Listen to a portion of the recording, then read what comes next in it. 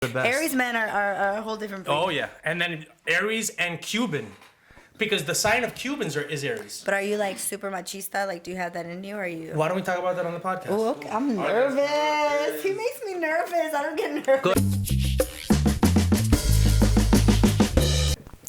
Annie Gonzalez, you're on Checkitow.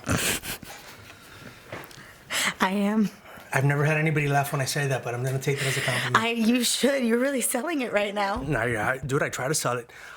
Speaking of just selling it, somebody's role is just getting bigger and bigger every new season of Gentefied. Like, I mean, you know, you were definitely one of the stars in the first season, but now the second season is just so much is about you. What are you doing right in front of the camera, behind the scenes? What's this stardom that's starting to come into your life? Thank you. I appreciate that. It's the writers, it's the creators, and it's the fans of the show. You know, I mean, I think they really know what people want to see, and I think Lydia's role in this show is so important and pivotal to the times. Working moms, Latinas in any industry trying to figure it out. I just think it's a really important story that needs to be told. You know, before we get back into your character, and also your co-opposite star, JJ Sorrillo, who we had on this show, by the way.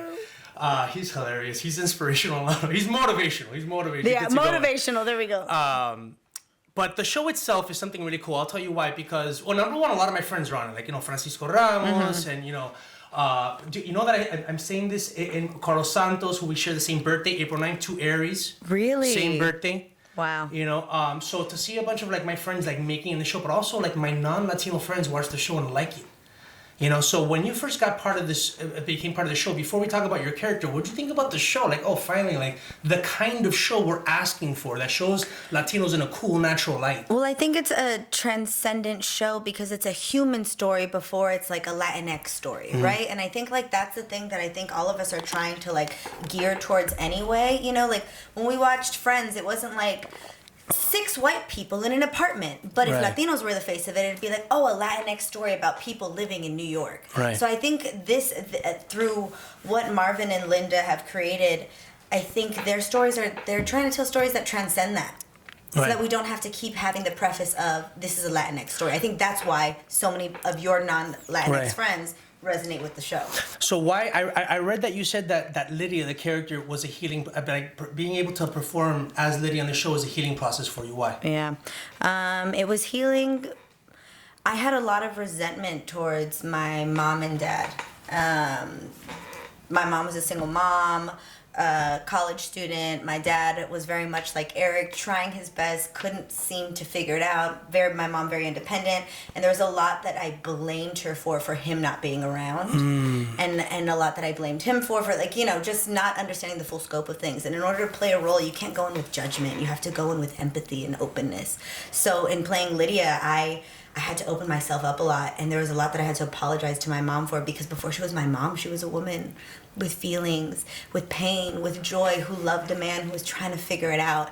And it really taught me to open my heart space, to let her in and to let Lydia in, so that we could let all of America in. But, well, that's amazing. Did you do that as you started rehearsing for the role, or was it over the course of the production when you actually started like being on set and doing the scenes for real that you would go home and realize, oh, I got some stuff I got to deal with my mom? Or My favorite part of the work in general is the work before the work. So like the preparation, the reading through the scripts, the understanding backstory. So as I was building all of that was when I understood that there was a lot here that I needed to unpack as it pertained to like my own family life. So if you don't mind me digging into this personal, how did you approach your mom when it came to this moment? How did you, I mean, was it like a random day and you're like, hey, I just had this revelation and you and me gotta talk? Or Well, so right before I had booked Gentefied, I had went through like a quarter life crisis, if you will. I was in a relationship. We were living together. I was booking all this work. I had lost all this weight. I got fit. Like everything in my life was seemingly going well, and I was the most depressed I had ever been. And that's when I started to go to therapy. And I realized I wasn't in survival mode. I was in existence. I was in the present. I didn't know how to understand. I didn't understand how to embrace the present. So it was shortly before I booked Gentefied that me and my mom started healing a lot of ancestral trauma. ooh, You know, because I've learned now, like, pobrecita, she was also raised by a single mom. She was the youngest of 3, grew up in an abusive household.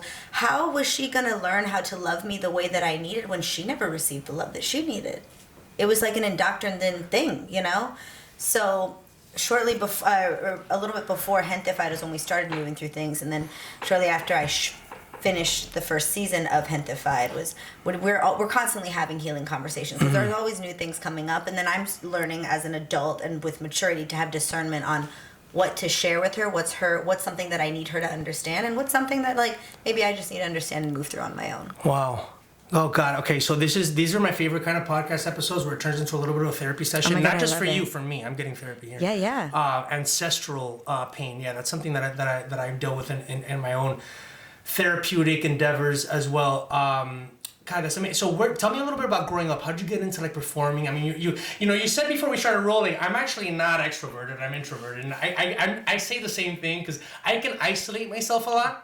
But when I'm around people, I'm very social. Yeah. But then it takes. I have to work myself up to go into a social situation. But once I'm there, it's like, but you know what I'm saying? It's the performative nature. Okay. You're a performer. Right. I totally get it. Same here. I mean, so I started off professionally in this industry when I was 9 years old.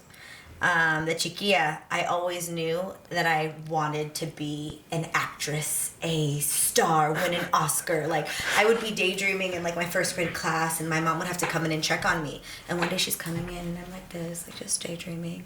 She's like, Annie, what are you daydreaming about all day? And I'm like, one day when I'm a big movie star and I'm on stage and I'm winning a Tony. She's like, ándale, cabrona. Well, freaking actors and artists need to learn how to read too. Get your ass in them books. And I was like, okay. That's awesome. So I know for certain that this was something predestined for me. Like I was supposed to do this. Be in this industry in some way, share, perform, give love, give hope, give joy. You have that look in your eye. I gotta say, like if I saw, and I see the same look that I can imagine you had as a little girl, right? Because the actual eyeball doesn't change, and you have that thing where you have something to share with the world, and this performer in you, and this. So I see that, so it makes complete sense. I see that in most of the people that come on the show, and then there's a few people that's like, how the hell are you? How are you on the show? Or on some show, but you have that. Did your mom also have that? You think that maybe she could have had the opportunity if she maybe would have had a little bit more of what you had in your life, education, or maybe people coming into the life and showing you something different? Yeah, I think I know 1,000% she could have. She always wanted to be a performer. Mm-hmm. She just didn't have enough of the support or the confidence to do so. And I'm sure there was a piece when I was younger, she was living vicariously through me. I mean, how could you not, right? I'm like mini her. She only has one kid. It's me. Duh. You know, doing all the things. Oh, and that makes even more sense. Oh yeah, y'all. I'm an only child. A Scorpio. You got it going on. So you grew up in East LA? Born and raised. So obviously when you're on this show, which takes place in Boyle Heights, which is not that far away, but going through a lot of the same stuff, did you also deal with, I mean, you know what this show is about intricately, right? Because there's some actors that are coming into this and they're not from LA, or they didn't live necessarily in a neighborhood mm-hmm. that is now or in the past being gentrified, mm-hmm. where you actually have this experience. So what is it that you're bringing into the show that is part of like what you knew growing up? I think again, anything human is not foreign to us. So I even think that the people that came on this show that didn't necessarily understand this specific neighborhood, they know what it's like. Right. You know, they know what gentrification is. They know what it feels like to be replaced and displaced. I think, but me being from there, for me, it was such a cathartic experience because I got to pay homage to my community, which so often gets shoved into one singular box of like the cholos. Right. Oh, is that my phone? How embarrassing. No, it's okay. People are always kidding you up. And by the way, embarrassing. your purse matches your dress. Is that always happens with you, doesn't it? It was on purpose. Look at, watch. Hold on. Wait, but put it on silent because they're going to call you back. They're going to call you back, babe. They are. You're right. I mean, I would call you back if you didn't pick up. I'd probably call 3 times and then I'd give up. He's like that. It's the Aries in him. Look at him. You know what? Yeah, if I really want to get a hold of somebody, I'll do that. I actually don't make that many phone calls, but when I do, it's 3 times in a row if you don't pick up. You're like, I know your ass has your phone. Everybody has their phone on them. Am I getting forwarded? Am I getting fucking forwarded? Let's talk about the cast a little bit. Another one of my friends, probably the first guy that I became friends with here in Hollywood that's on Gentefied is Felipe Esparza. What is he like behind the scenes? Because I know what he's like, But like, it was funny watching him and JJ in the first season have to work together, because I knew that, and Felipe confirmed this afterwards. I knew in between takes, JJ was trying to work on the scene with Felipe and being like, okay, this is what, and Felipe is not that. Felipe is like, let me know when you're, let me just know when you're fucking rolling, right? And he's like, he doesn't feel like he needs to prepare a million times. He's a comedian. So so like JJ was like this little pit bull, it's like, and Felipe was like this big old like sheepdog. It's just like, you know, what is that dynamic watching some of these people behind the scenes? Like, what are they like?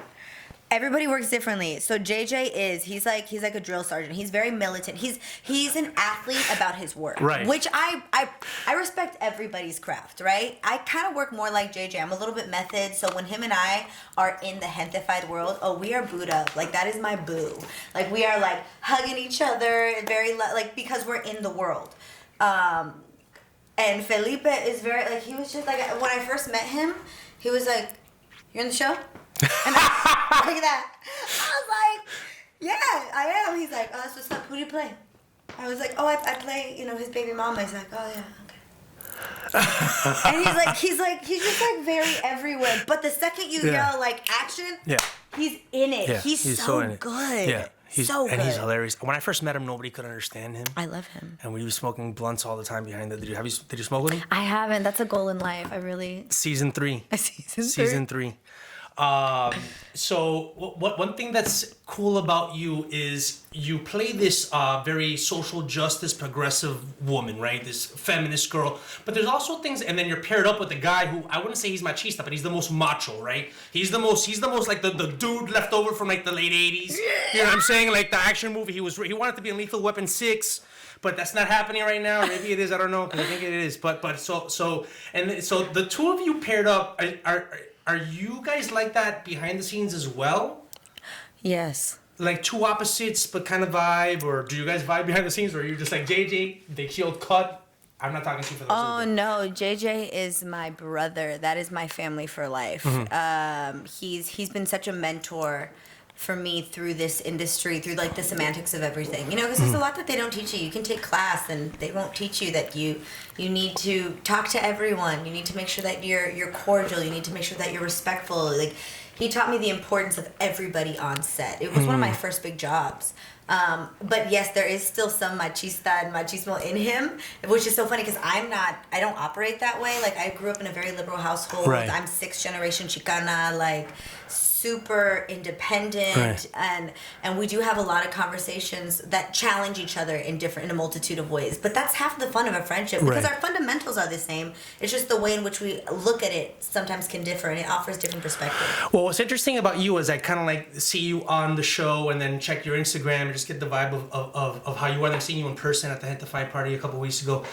While you play this character and you also embody aspects of her in real life, that you might be liberal and progressive and all these things, your womanly spirit is very like 50s, like old school femininity, the feminine energy. I'm not talking about like the way you handle your life and all that stuff, or your politics or anything like that. Like you're like, even like today, this classy dress, my grandmother would be in love with you.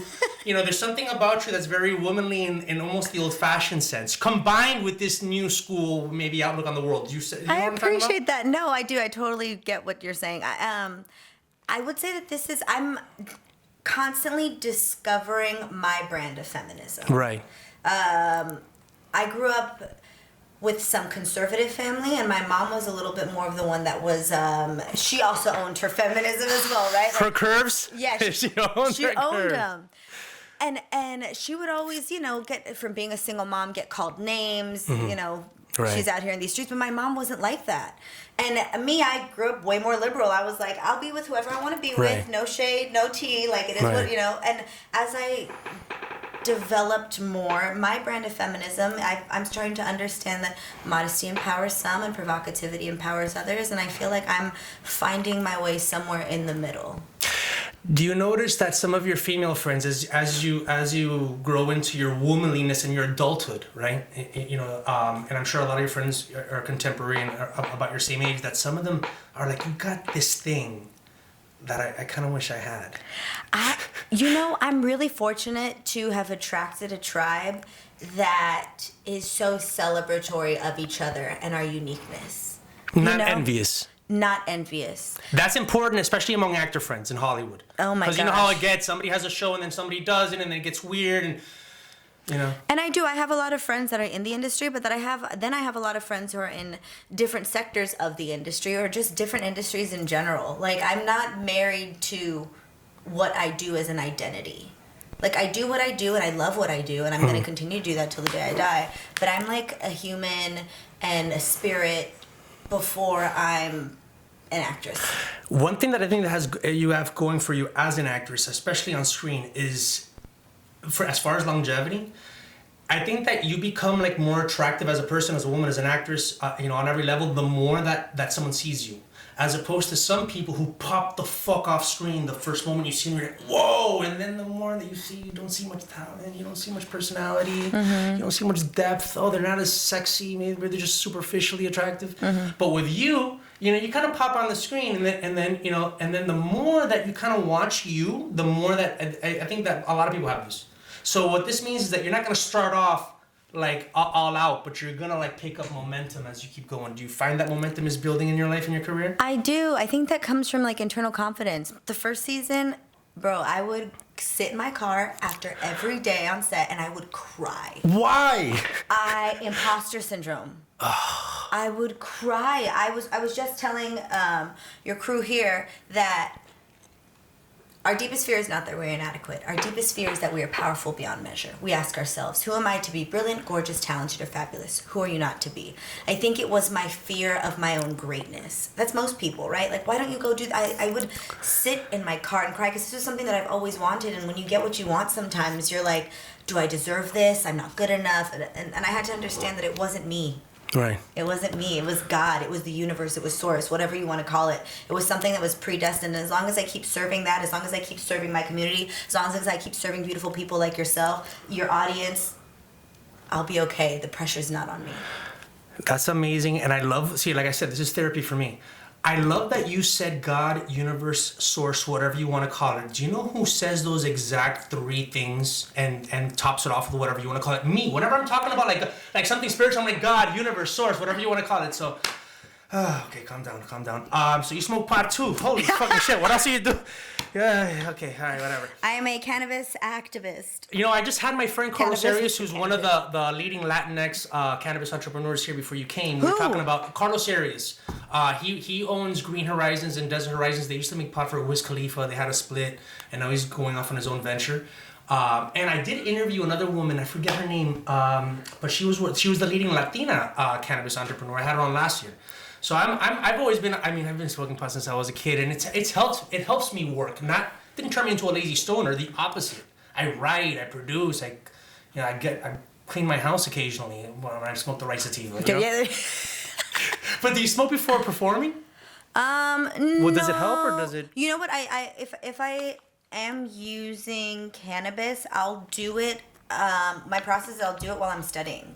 Because I feel like it really, I'm pretty uninhibited, as you can tell in day-to-day sober life. But when I smoke a little weed, it kind of gets me out of my own way, and then I can find new ways to approach the story. I think that, so I write, I published the book last year and I'm working on some screenplays and stuff. I have a manager who helps me out with that. I have to smoke, I don't have to, I shouldn't say that, but my Your ceremony, process. my process is a cup of coffee or yerba mate, so some caffeine. Yeah. And then a nice joint and a white boy. I don't smoke the blunts anymore because it's too raspy in my throat.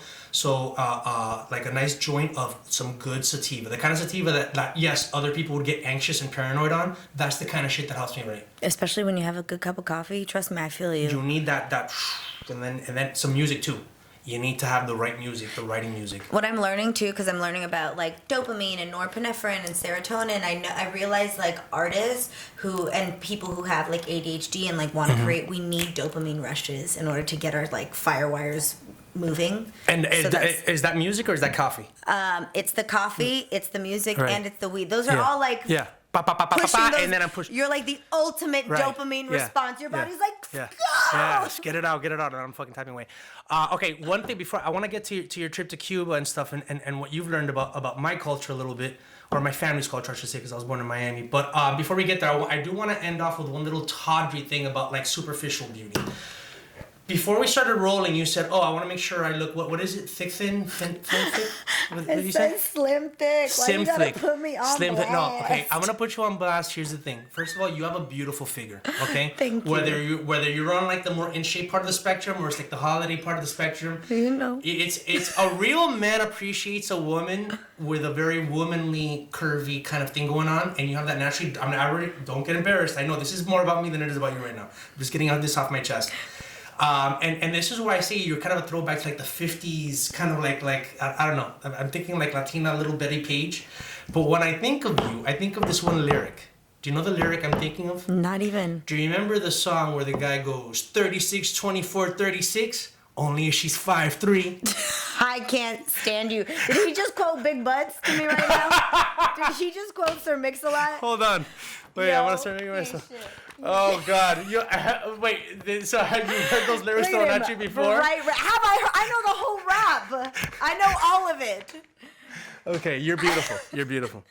All right, we'll get off that again. That was more about me getting off my chest and me trying to make you feel any sort of way, so I can go home kind of all spinning like, oh shit, I fucking said it to her face and everything. So when did you go to Cuba?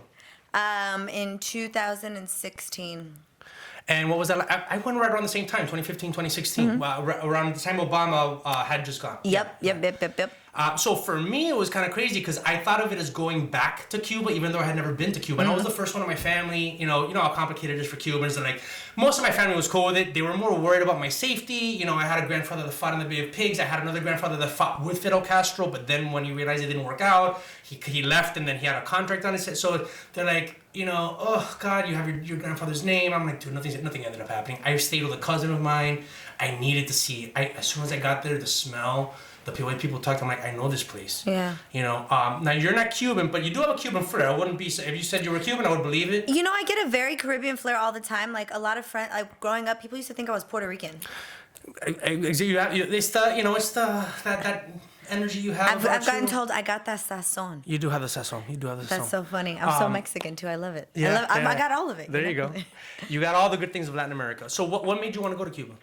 I wanted to go because my mom had suggested it, and didn't grow up traveling, never really been anywhere, and I had money at the time, and we found good tickets, and it kind of just was like on a whim. We were like, screw it, let's figure out how to go there. I mean, it's open now. When is it going to be open again? Like, let's go.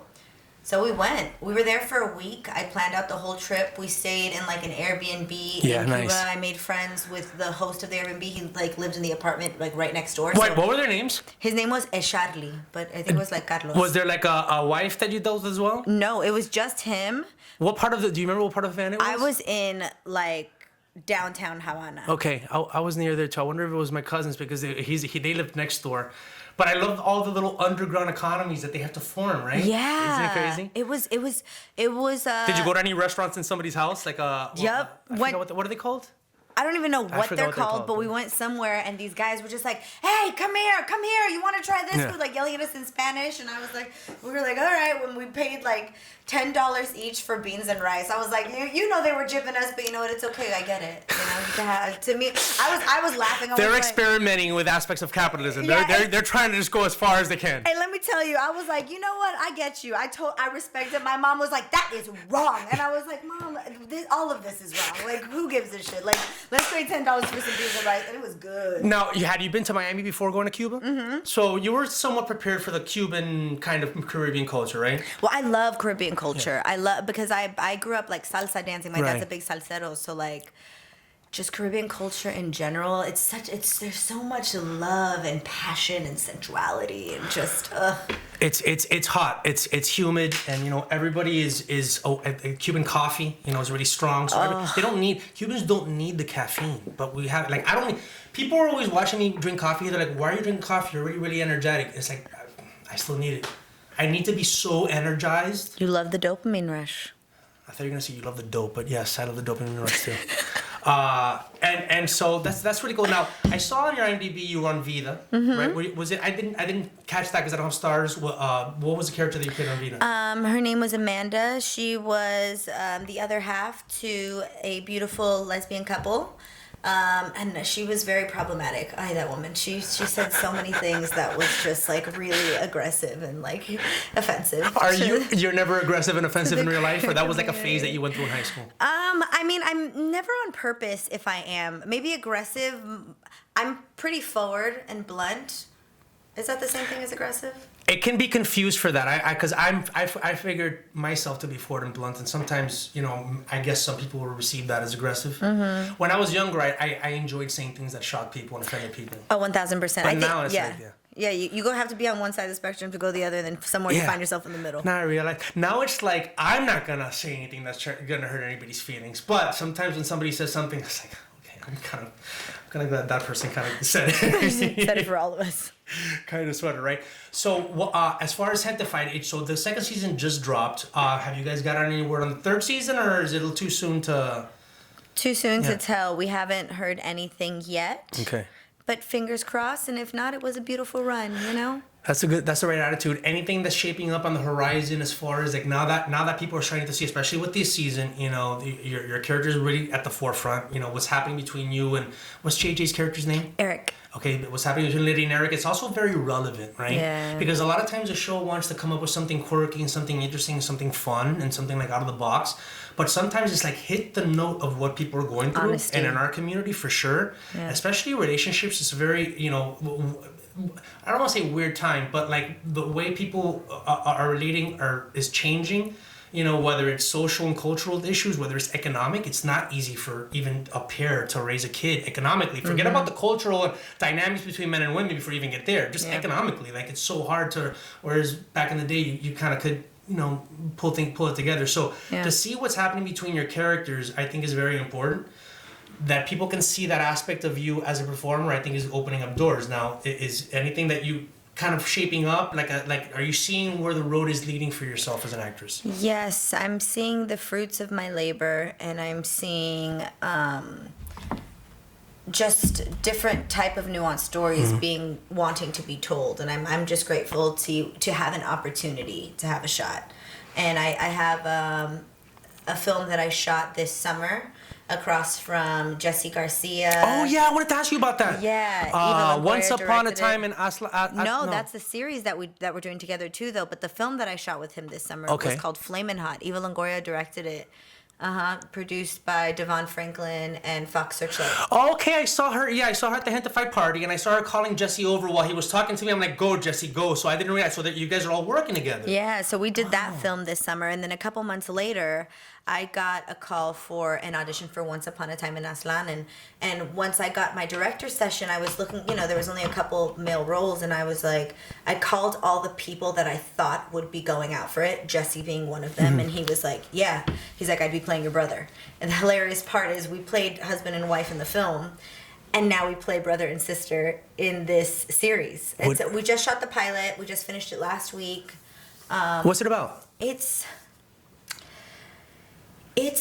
about a family's navigation through trauma, through art, and trying to love themselves and love each other the best that they can, given the circumstances.